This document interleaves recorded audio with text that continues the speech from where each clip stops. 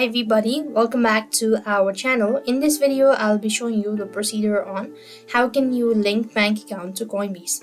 To do this, you have to follow the simple steps. First of all, you want to log into your Coinbase account. Click the profile initials from the top right hand side corner and go to settings.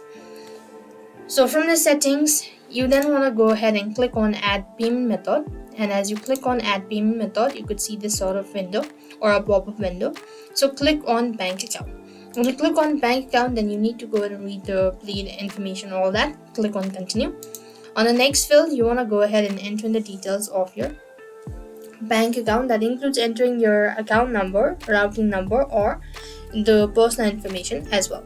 Once done, click on manually link your bank account, and after which you'll have to go ahead and enter in the details. And once you're done entering the details, click on link bank account and you'll have successfully linked your bank account to Coinbase.